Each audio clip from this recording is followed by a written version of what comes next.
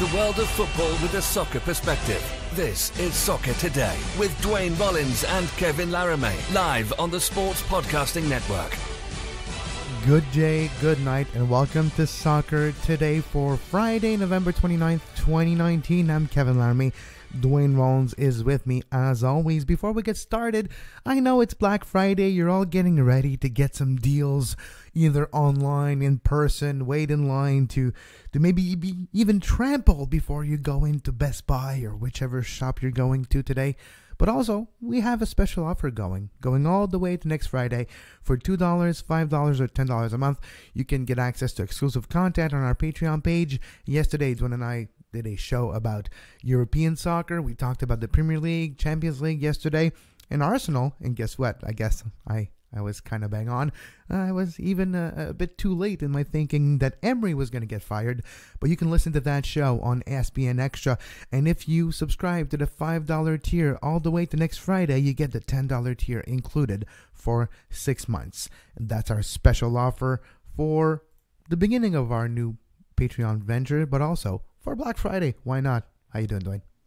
I'm doing well. Some plans underway this morning. Exciting plans for the finally adding of a women's show. So watch out for that in the next few days. We'll announce the details of that. We'll have to work some of the details out ourselves first, but I think we're finally going to service that market as well as we continue to expand the market. But you know what I saw last night, Kevin? I'm excited to tell everyone about this. I saw Ford versus Ferrari last night. Absolutely loved it. I know you're a bit of a car guy. So yeah. I don't even have a driver's license, but I do like my racing. And Ford versus Ferrari, it's in France, with some American mix to it. Yeah, why not? It seems like a good movie. Yeah, it got the Ferrari. Well, with Ferraris in it, right? And all those cars are sexy. Those old Ferraris, like they say, there's a line in the movie, like, "Well, this is a beauty contest. We're done already." They would be. They're very nice looking cars, but highly recommended for anyone who hasn't seen it yet. It's a very good racing movie, and it's a good kind of this personal story movie too. So it has a sports tie-in, so I figured I'd start the show with that one on this Friday. So why not? We always like to be a little looser on the Fridays. Yeah, exactly. And before this morning, I kind of had an idea of what we're going to talk about. Just looking at maybe the Whitecaps or maybe more MLS news and looking in, I'm like, oh yeah, okay. Unai Emery sacked. I guess he was sacked in the morning. I guess they did not wait to lose against Norwich on Sunday. They decided to take action this morning, or their morning, our nighttime. Arsenal has fired Unai Emery, and he's going to be replaced by club kind of legend, club for sure legend, and a former Major League Soccer player, played in Seattle and Chicago. Freddie Ljunberg will be taking over as caretaker manager. Unai Emery out at Arsenal. Yeah, and look, if you listen to yesterday's show, I didn't think they'd pull the trigger. That didn't age well. It didn't age well for more than 12 hours. But that's true. And I can tell you exactly when they let it go, because I was actually up very early this morning for some reason. I was up about 5:15, and I was on my Twitter feed, and it was around that time that it was going down. So obviously they've taken the day over there, and decided in the middle of the day, English time, that to let this news go out on the Friday. Rather, they can't be accused of a 5 p.m. Friday release because it's not quite 5 p.m. yet. It's a 10 a.m. morning news dump, which means everyone's talking about it today, because that's the type of news. And we're surprised, yes and no. When you look at the results, of course, in Europa, losing to Frankfurt maybe is not the big result that cost everything, but it's the last straw, right? The last straw that breaks the camel's back. Well, it was the 2 goals of Kamada for Frankfurt versus Arsenal. And I guess it was enough. And I guess the lack of progression. And I would say the big hole they find themselves into. They're 8 points out of 4th place, which is their target every year. Champions League football. And because they're not going to be winning in the top 4, I believe, in the Premier League, it's going to be difficult. it's going to be difficult for them to go back in the Champions League. And they almost did it, made it to the final last year in Europa League, lost to Chelsea. Chelsea finds themselves playing Champions League football this year. But for Arsenal, they lost that target, which was Unai Emery's first target. And now looking at this season, it seems like he's going to fall on that target again. So fall short of that target again. So yeah, they decided to pull the trigger when there was still time to salvage not only the Premier League season, but maybe even their European aspirations. Yeah, they still are obviously in Europa League. I would suspect that they would probably view that as their most likely pathway in to the Champions League next year. It is more likely that they win that competition than they recover the 8 points that they're down in fourth. I mean, there's an outside chance of that. They'd have to be almost perfect in the second half. Look, the way this played out, it suggests to me that Emery was a dead man walking for the past week or so while Arsenal moved the pieces behind the scene to make this move. I actually kind of now think the way this played out that Ljunberg, they were trying to make sure that piece was ready to move in immediately so that they could do this quickly. And it wasn't necessarily about the result yesterday. It's just really at this point in time, they wanted to make the move before the Christmas season really ramped up, because obviously that is the key to English football. And I think it's a massive season more than others. If Liverpool can navigate its way through it, I think they have the title pretty much on a canter the rest of the way. These clubs that are behind, I think that's what they're hoping for, is that if they can stabilize things and have a strong Christmas season, then maybe they can find themselves close enough to make a push in the second half of the season. A lot's going to change in the next month, so you want to on the last weekday of November, you want to make sure that you're set up when you enter December, because December it's a lot in English football. And certainly I think that's probably Arsenal's thinking there. Look, we talked about this in detail yesterday for our Patreons. So for our non-Patreons, first off, you can subscribe for $5 a month, and you can get that. $2 a month if you just want our Canadian news, and $10 a month if you want the documentaries, as Kevin said off the top. But to repeat it, it's, we sort of compared Arsenal and Man United yesterday on that show a lot, and talked about how they've kind of lost their way. And this is another indication for this. I mean, both of those clubs that I just spoke of had one thing in common, one major thing in common, and that was a SuperManager, we'll call it. And we're wondering whether the era of the SuperManager is coming to a close. And that's the question I have for you, Kevin. I think it is. I think we're done. Well, first of all, we might never see again managers, never mind in football, but in any sports, like even college American football. We've seen this before, managers staying there for 20, 30 years. I think that time is resolute. I think it's over because of the world we live in. Things need to happen. People are accountable. And you live in a world where if results dictate your presence or not. And we'll see if Freddie Ljunberg will be the more than just caretaker, more than just interim. We'll see if he has the full job next year. That's going to be difficult. He might have a couple of months to prove himself before they actually decide on it. But his influence on this club will be interesting to see. He does have some experience, managed the Arsenal U15s in 2016-17 and an assistant at Wolfsburg, then came back to the Arsenal Pyramid in 2018-19, manager of the U23 team and assistant to Unai Emery, and of course since this morning now full interim manager of Arsenal. I don't believe he's going to be there for 20 years like an Arsene Wenger or like a Sir Alex Ferguson. I do believe that time is over, or even the cult of personality type of managers a la Jose Mourinho. I think it's over as well.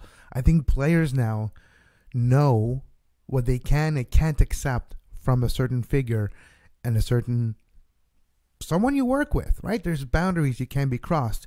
And it's a time now in a pro athlete's mind where, when it comes personal, I'm not going to take it and we're going to move on. So all these things, all these little details makes it very different. And a manager that's there for the right reason, the tactical. I'm just thinking about the young German coach of RB Leipzig, former coach of Hoffenheim.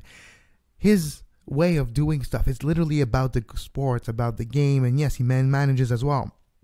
But the tactical genius aspect and knowing how to communicate and working with the players and together creating a project, an identity, a direction, and a trust that you do things for the right reason.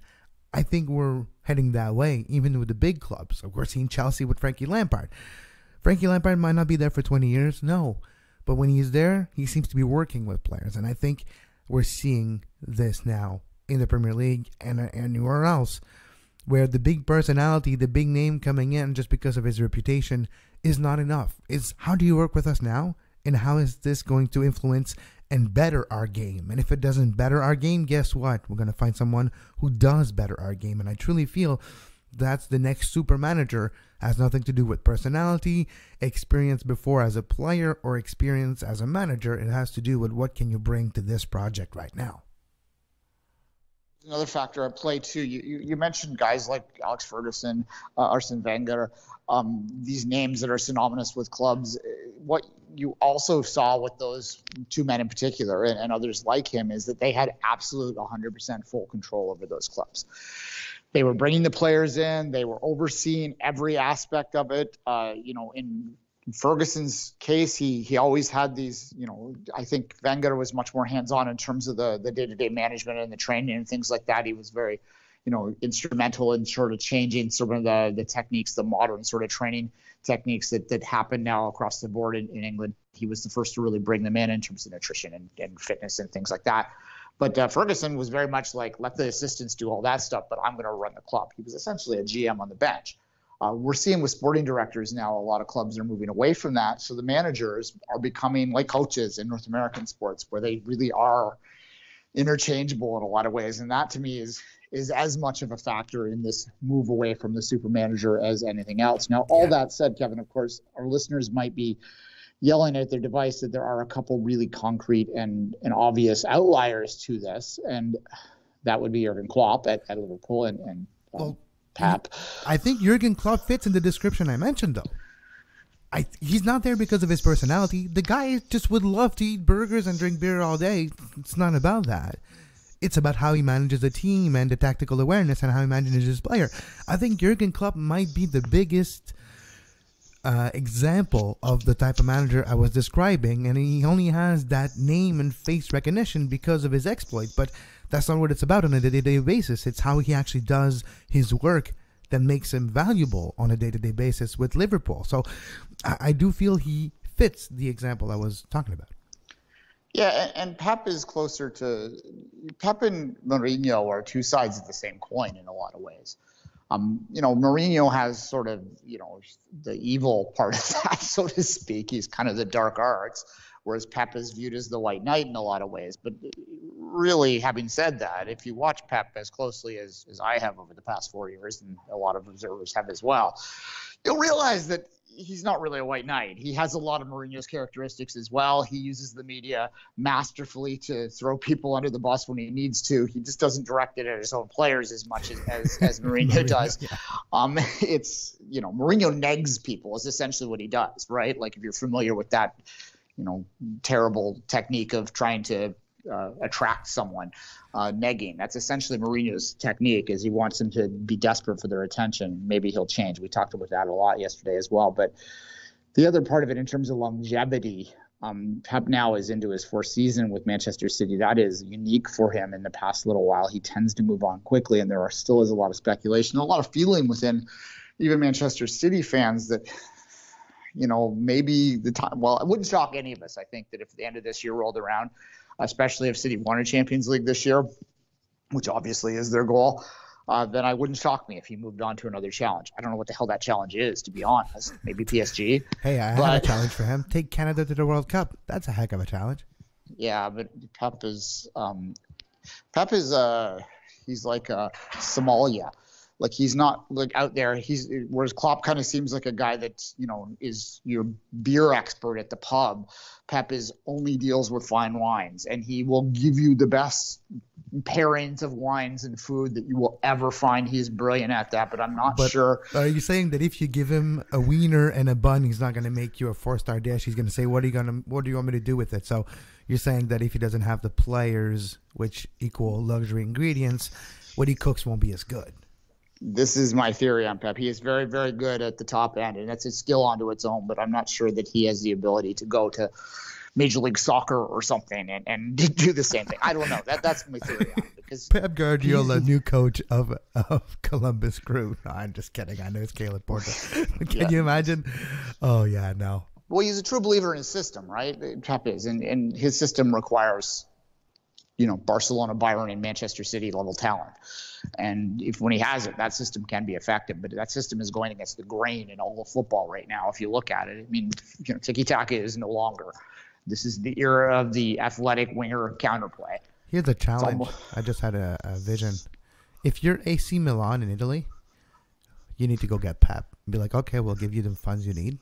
Bring us back to where we were in 2011, 2012. Clone Nesta, do something. We need help.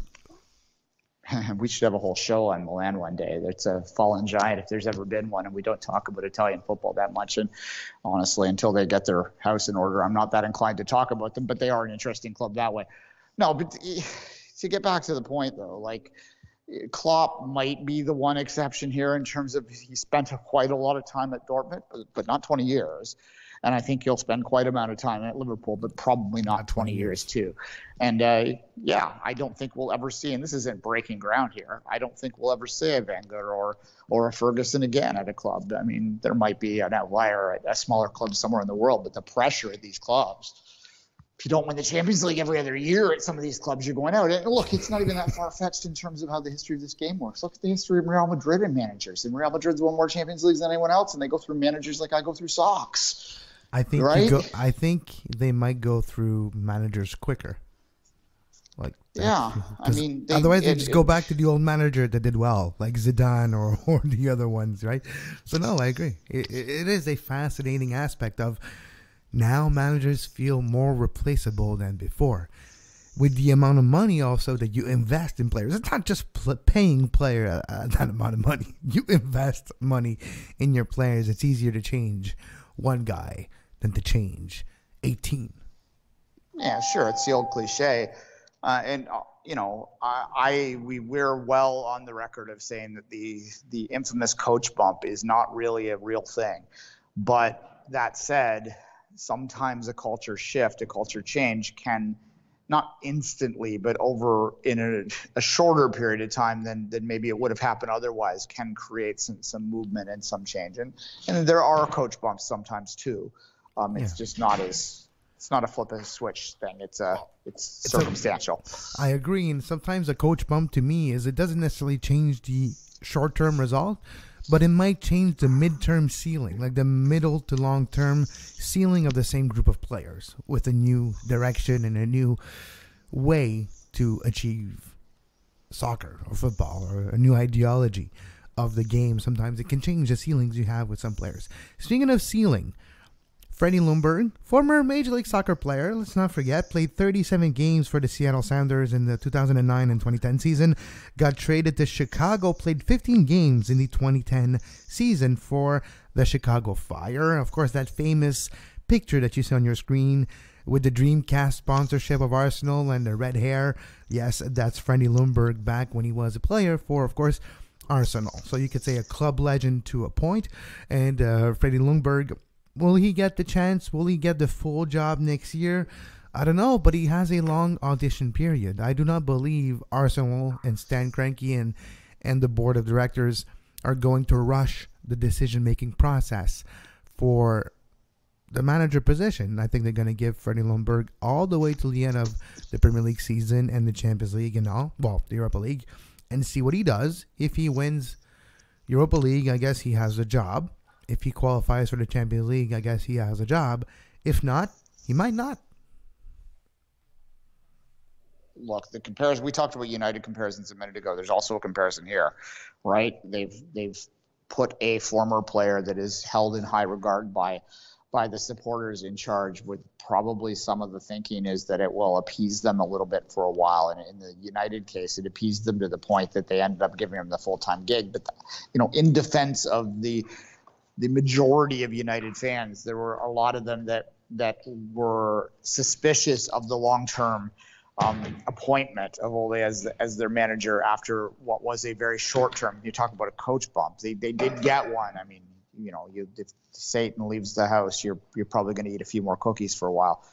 I don't know where that analogy came from, but it's Friday. Give me a break. Have you eaten a lot of cookies recently? And just asking for a friend.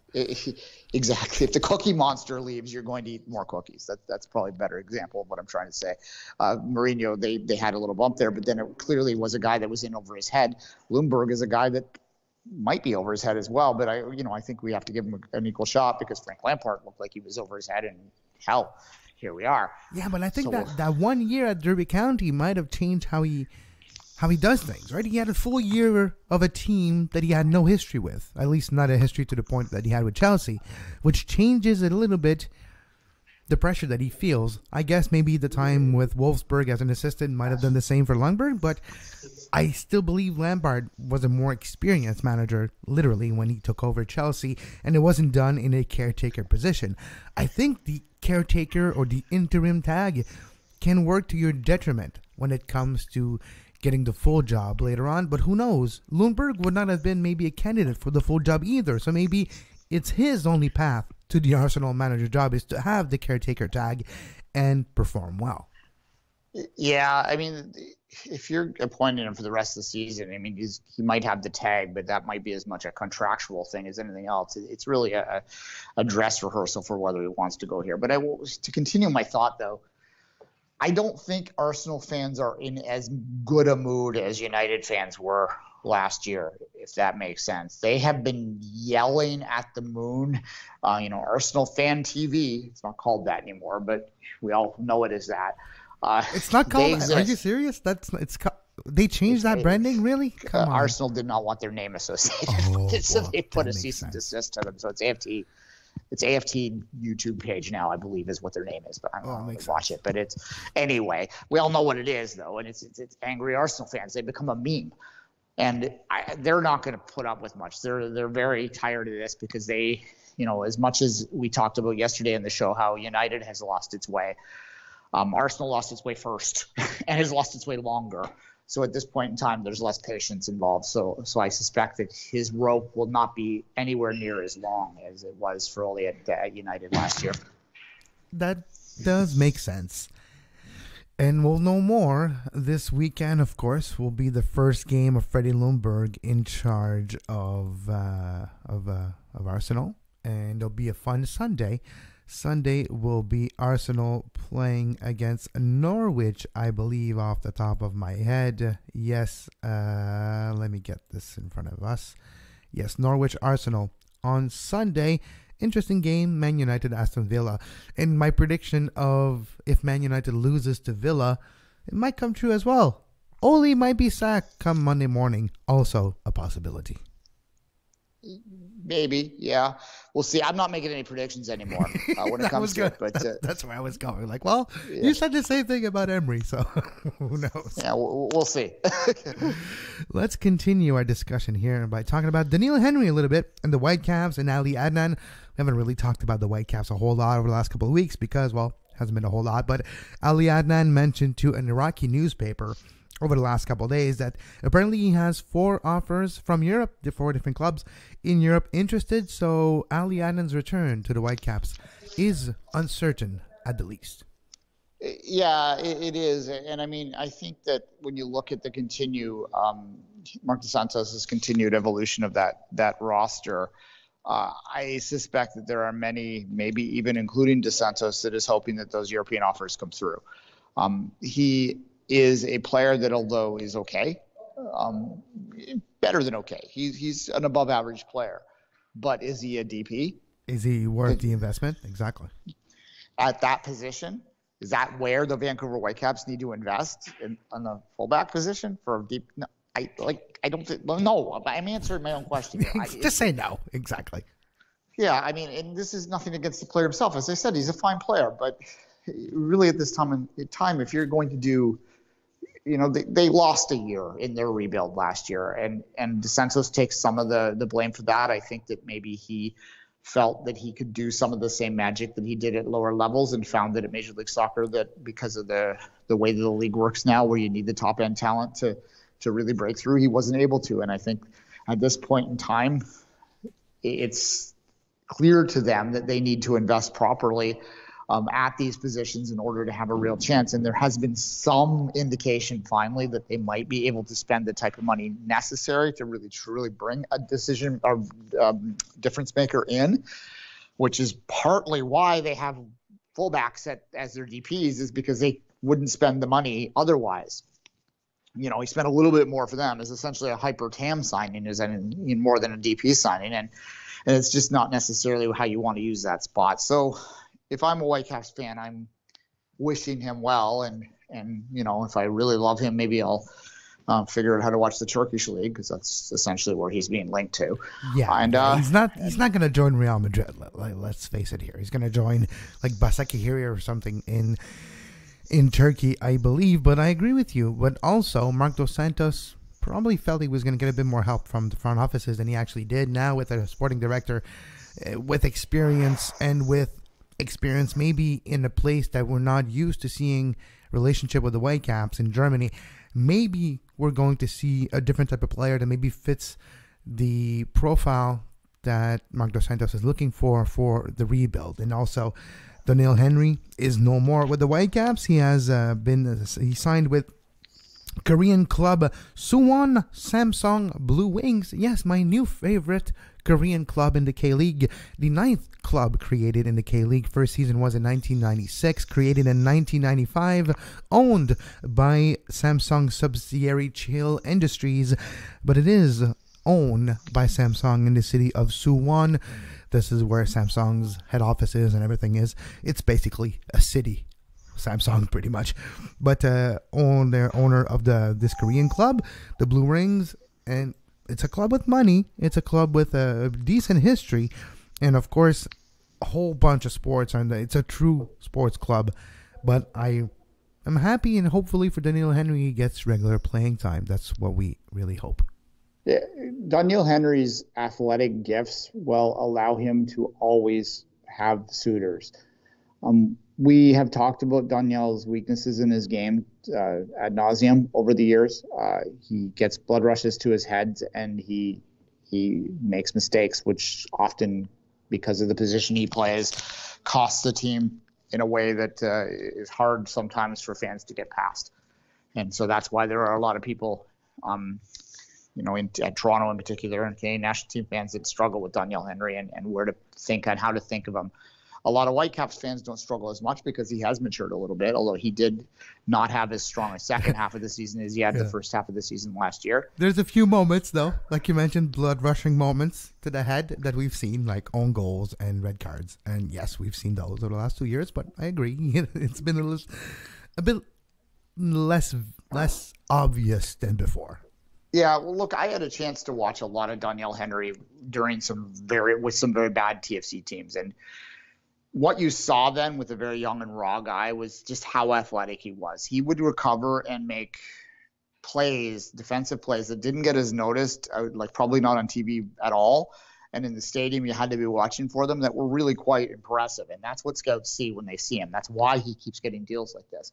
I think the Korean League, it's a good deal for the Whitecaps because they're getting some money, which they can invest in a spot, which I think that they need difference makers, as I said a minute ago. So it's good for the Whitecaps. I think it's good for Doneil Henry as well. He's a guy that's already shown that he's willing to take risks in his career, and South Korea is going to be a very unique experience for him. It's a more technical league than Major League Soccer, but his physicality will put him at an advantage there because he's taller than everybody else. Taller than a lot of them, yeah, by like a foot. But you're right. So I was going to go there. He can excel there if he can improve. He's still young enough that he can improve too. And that will, if you're a national team fan, that's the benefit there. And hopefully, anyone could ever shape him. He is like a lump of Play-Doh that you just know if you move it in the right way, you can create some art with. But it's still Play-Doh, mostly and often. Yep, and sometimes if it's too hot, the Play-Doh doesn't stay and just melts and falls down. But I was going to say, the experience and the life experience of going to Korea, to South Korea, to play for a big club of that league that does have some good investment in it, in a stadium with 43,000 people, mostly full. Yeah, it must be quite a life experience. Immersed in a different culture, total culture shock in the first couple of weeks for sure. When you just walk in the street, you're like, what the hell is written anywhere? I need to take some classes. I need to learn Korean. I envy Doneil Henry. That's a type of life experience we all wish we could do. And that's the beauty of the sport and beauty of the beautiful game of this sport is it can bring experiences like this. So no, for Doneil Henry, I truly wish him the best. And I hope I can get to go live South Korea to watch a game of the Suwon Samsung Blue Wings Football Club. Yeah, this is the Korean League. It's hard to really place exactly where leagues stand, in any context. But generally speaking, if you look at your Asian Champions League results, the Korean League is among the better leagues in Asia, and this is among the better teams in the Korean League. So it's a good opportunity for him. It's, I would argue, a step above Major League Soccer. I know some of our listeners might get upset with that, but not a huge step. But I think probably a little bit above. Football-wise, it might be. Brand-wise, exposure-wise, it might not. So the branding and the exposure of Major League Soccer, let's face it, it's top 6, top 7 in the world just because of the amount of money and everything that's surrounding it. But when we look at the playing level, Korean might be better than MLS. I would take a Korean that team over any team in Major League Soccer in terms of a 2-game series. Absolutely. Yeah. And so that's, if you're a Canadian national team fan, that's probably how you look at this. But if you're asking a team to build the brand and to sell a lot of tickets and to create new fans, MLS team might be the way to go. Depends what your goal is. And I guess that's the entirety of a big, long conversation that we're not going to have today. Exactly. Look, final thought, I've had the privilege of meeting Doneil a few times when he was in Toronto, and he was always, even when he was at TFC, he could have played his whole career here and probably been Ashton Morgan. And True. And made good money living in his hometown comfortable. But he back then was quite clear that he wanted to challenge himself. And that's why he went to West Ham, to people going, look, you're never going to play over there. And it turned out he didn't. Well, he got injured also, right when we got there. So it's injuries played a role there for sure. So, but it was a risk that he wanted to take. And he was, I actually, by happenstance, it was during the Pan Am Games. He was just happened to the pre-Pan Am Games, the year before in 2014. I ran into him at the soccer trial event, and had a brief conversation with him just before he went there. And it was that was what I just need to get out of here. I need to challenge myself, and he did, and he's doing it again. So that's why. That, among other things, is why I've always been willing to turn a blind eye to some of Doneil's less appealing decisions sometimes, because I think that he deserves a lot of respect for forcing himself out of the comfort zone, because it's really easy to make $110,000 in your hometown. Yeah, playing soccer. It's easy to become complacent when that happens, and you have to truly know who you are and what you want in life.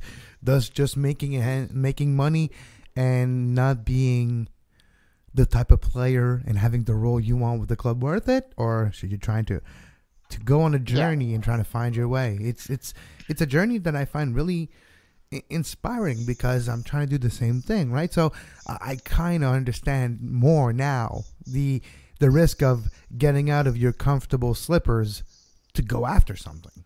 Yeah, and to be clear, I'm not dashing Ashton Morgan when I compared it to him. He's just a very obvious guy that came out through the same time that probably is a little less talented than Doneil, so he wouldn't have had the same opportunities. West Ham wasn't sniffing around him. So, yeah, that's just wanted to be clear about that. But, no, absolutely, you got to respect that, and it's, a lot of the reason people are outside of American soccer circles are less willing to call Landon Donovan one of the best players ever because he didn't challenge himself in Europe. I don't necessarily think that that's wrong for him, because it was, for him as a personality, it was the right decision. But I do think that if you have any interest as a player, you do yourself a disservice if you don't test it out. And Doneil has certainly proven that he is willing to test that out. And I don't know how often I'm going to be up at 3 a.m. to watch those games, but if I am, probably will try and find one. One Soccer. If you can get the rights of the K-League, maybe put that on One Soccer. That could be a good idea. On that note, you can follow Duane on social media at 24th Minute, myself at Kev Laramee. Speaking of ventures, if you would like to support us in our newly founded venture, newly unveiled Patreon tiers, $2 a month will give you access to the Two Solid Soccer podcast, one show a week. The latest one came out last weekend. SPN Extra, $5 a month will give you access to 3 bonus podcasts a week. Also, breaking news audio when big news come out, and a special offer or your Black Friday offer if you want. Until next week also, every $5 tier member will get access to the SPN documentary tier for the next 6 months, included in the $5 tier only until next Friday. So make sure you jump on the wagon, on board, and become an SPN VIP. On that note, we hope you enjoyed the shows this week. We hope you enjoyed everything we did, and hopefully we'll be back with you on Monday morning to look at the world of football with a soccer perspective. Until then, as always, have a great soccer.